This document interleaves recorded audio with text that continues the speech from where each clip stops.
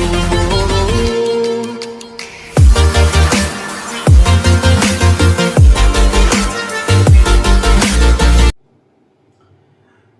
Everyone, welcome back our YouTube channel MS commerce classes. और मैं हूं आपके साथ आरिफ सैफी।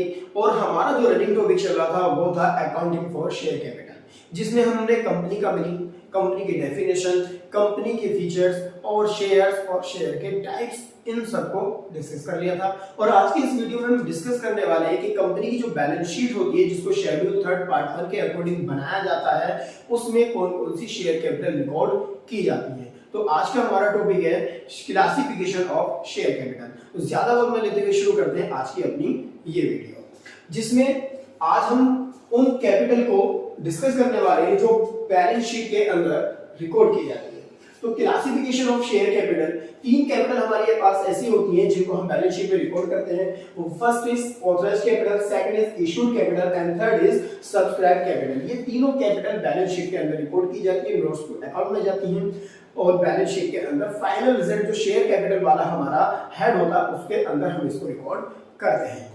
तो आपके एग्जाम के पॉइंट ऑफ व्यू से ये बहुत ही मोस्ट इंपोर्टेंट क्वेश्चन है, जिसमें आपसे पूछा जा सकता है कि ऑथराइज्ड कैपिटल, इशूड कैपिटल या सब्सक्राइब कैपिटल को कंपनी के किस मेजर हेड या किस सब हेड में रिकॉर्ड किया जाता है। तो समझते रहिए हमारे साथ। तो सबसे पहले हम डिस्कस करने वाले ऑथराइज्ड कैपिटल को। ऑथराइज्ड कैपिटल क्या होती है, पहले जो बुक के अंदर में दिया हुआ है उसके अकॉर्डिंग हम समझते हैं। Authorised capital means such capital as is authorised by the memorandum of a company.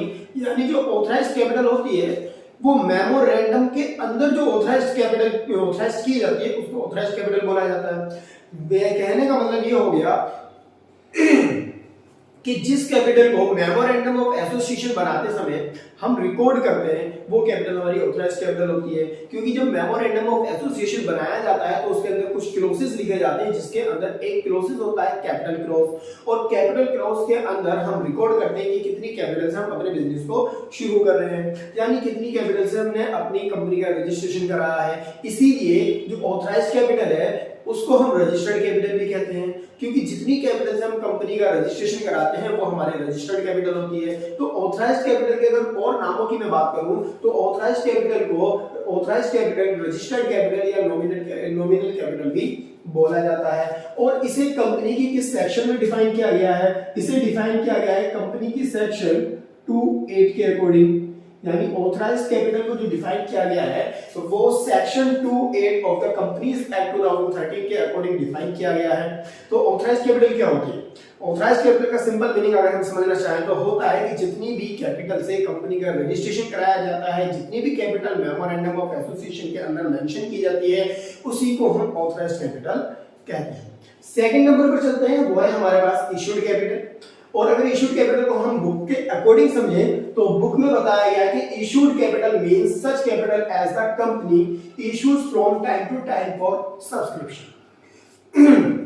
Book के अकॉर्डिंग बोला गया है कि जो इशूड कैपिटल है वो क्या है, जब कोई कंपनी अपनी किसी कैपिटल के पार्ट को टाइम टू टाइम पब्लिक में सब्सक्रिप्शन के लिए इशू करती है तो उसको इशूड कैपिटल बोला जाता है। लेकिन अगर इसे हम दूसरी वे में समझना चाहें तो हम कह सकते हैं कि ऑथराइज्ड कैपिटल का वो पार्ट जिसे पब्लिक को सब्सक्रिप्शन करने के लिए इनवाइट किया जाता है।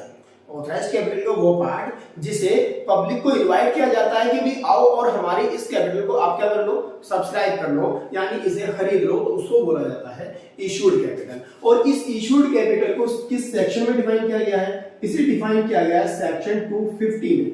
कंपनीज एक्ट 2013 की सेक्शन 250 में इशूड कैपिटल को डिफाइन किया गया है। और इशूड कैपिटल का मींस क्या हो जाता है कि जब कोई कंपनी अपनी ऑथराइज्ड कैपिटल के कुछ पार्ट को पब्लिक को इनवाइट करती है सब्सक्रिप्शन के लिए तो इसको बोलते हैं हम issued capital.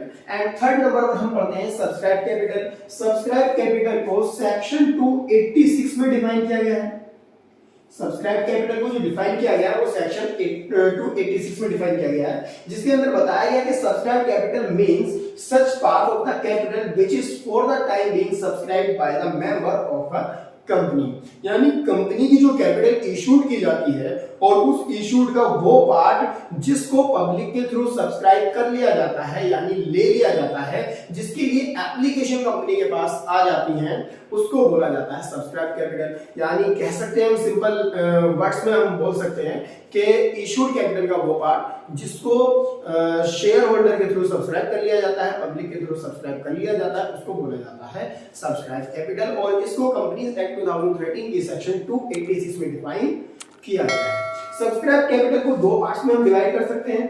Number 1 subscribe and fully paid up and number 2 subscribe but not fully paid up. Subscribe and fully paid up का मतलब है कि जितनी कैपिटल पब्लिक ने सब्सक्राइब की उस टोटल को पब्लिक ने पे भी कर दिया। फॉर एग्जांपल, अगर किसी शेयर होल्डर, अगर कंपनी की कैपिटल 10,000 शेयर की है और ये एक शेयर 10 रुपए का है, तो टोटल कंपनी की कैपिटल बनती है 1 लाख रुपीस, और ये 1 लाख रुपीस की कैपिटल पब्लिक ने सब्सक्राइब की और इस टोटल 1 लाख का पेमेंट भी पब्लिक ने कंपनी को कर दिया, तो इसे बोला जाएगा subscribe and fully paid up. अब बात करते हैं subscribe but not fully paid up. इसका मतलब है कि कंपनी की कैपिटल जो इशू की गई थी वो 10,000 थी, 10 रुपए का एक शेयर है, टोटल कैपिटल आनी चाहिए कंपनी के पास 1 लाख, लेकिन कोई शेयर होल्डर जिसने कंपनी की किसी कॉल का पेमेंट नहीं किया, जिसे हम बोल देते हैं कॉल्स इन एरियर, जिसे हम क्या बोलते हैं कॉल्स इन एरियर, और मान लेते हैं कि कॉल्स इन एरियर जो हुई वो 10,000 रुपीस की हुई, तो कंपनी के पास जो कैपिटल रिसीव हुई होगी वो होगी 90,000 यानी 90,000। तो कंपनी ने जो कॉल की, जो पब्लिक ने सब्सक्राइब किया, वो 1 लाख रुपीस की कैपिटल थी, लेकिन 1 लाख रुपीस में से कोई शेयर होल्डर जिसने कंपनी को किसी कॉल का पेमेंट नहीं किया, वो थी 10,000 रुपए की कॉल, तो कंपनी के पास कितना पैसा आया, 90,000 अमाउंट कंपनी के पास रिसीव हुई, यानी पब्लिक ने कितना पे किया, ओनली 90,000 रुपीस। तो कंपनी को पब्लिक ने पूरा पेमेंट नहीं किया, तो इसे बोला जाता है subscribe but not fully paid up. तो ये थी हमारी वो कैपिटल जो बैलेंस शीट शेड्यूल 3 पार्ट 1 के अंदर हम रिकॉर्ड करते हैं, और ये आपके एग्जाम के पॉइंट ऑफ व्यू से बहुत ज्यादा इंपॉर्टेंट है। आई होप आपको ये वीडियो समझ आ चुकी होगी, ये कंसेप्ट आपका क्लियर हो चुका होगा, और अगर आपकी ये कंसेप्ट क्लियर हो चुका है तो हमारी इस वीडियो को लाइक कीजिए, शेयर कीजिए और हमारे इस चैनल को सब्सक्राइब करें और बेल आइकन को जरूर प्रेस करें, जिससे कि आपको हमारी हर एक नोटिफिकेशन आसानी से मिल सके। Thank you for watching this video.